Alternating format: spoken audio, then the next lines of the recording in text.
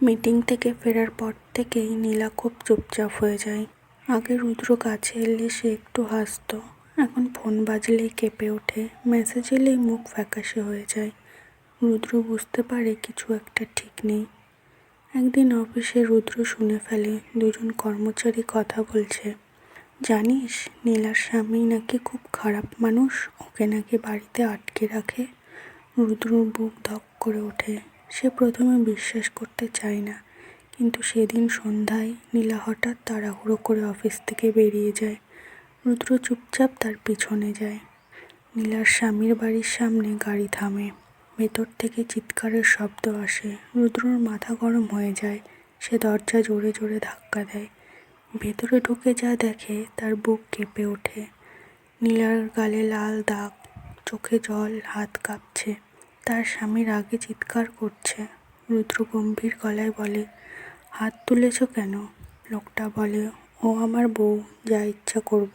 রুদ্র এবার একদম শান্ত কিন্তু শক্ত গলায় বলে, বউ মানে জিনিস না, ও একটা মানুষ। নীলা কাঁদছিল। রুদ্র তার হাত ধরে বলে, চলো। নীলা একবারও পেছনে তাকায়নি। গাড়ির ভেতরে নীরবতা। নীলা চুপচাপ কাঁদছে। রুদ্র স্টিয়ারিং শক্ত করে ধরে আছে। তার ভেতরে আগুন জ্বলছে, কিন্তু এবার সেই আগুন প্রতিশোধের না, এবার রক্ষা করার। রুদ্র দরজা খুলে বলে, এখানে তুমি নিরাপদ। ঘরটা শান্ত, নরম আলো, একটা উষ্ণ পরিবেশ। নীলা সোফায় বসে পড়ে। রুদ্র ফার্স্ট এড বক্স নিয়ে আসে। ধীরে নীলার গালে ওষুধ লাগায়। তার হাত কাঁপছে। রুদ্র বলে, ব্যথা লাগছে? নীলা আস্তে বলে, এতদিন ধরে লেগেছিল। রুদ্র কিছু বলতে পারে না। তার চোখ ভিজে ওঠে। রুদ্র রান্নাঘরে যায়। নিজের হাতে সহজে খিচুড়ি বানায়। খুব সাধারণ খাবার, কিন্তু যত্নে ভরা। প্লেটে নিয়ে এসে নীলার সামনে বসে। খাও। নীলা মাথা নাড়ে। খিদে নেই। রুদ্র একটু কড়া গলায় বলে, আজ আমার কথা শুনবে। সে নিজের হাতে এক চামচ তুলে ধরে। নীলা ধীরে খায়, চোখে জল। এই মুহূর্তে কোনো অহংকার নেই, শুধু ভালোবাসা। রাত হয়ে গেছে। নীলা বিছানায় শুয়ে আছে। হঠাৎ দুঃস্বপ্ন দেখে কেঁপে ওঠে।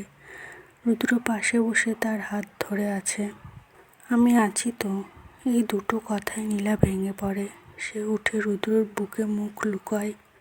রুদ্র তাকে শক্ত করে জড়িয়ে ধরে। এবার অলিঙ্গনে কোনো তাড়াহুড়ো নেই, শুধু নিরাপত্তা। রুদ্র কপালে আস্তে চুমু খায়। এবার কেউ তোমাকে কষ্ট দেবে না। টেবিলের ওপরে একটা খাম পড়ে আছে। রুদ্র সেটা খুলে দেখে, ডিভোর্সের কাগজ। সে গভীর শ্বাস নেয়। এইবার লড়াই করব।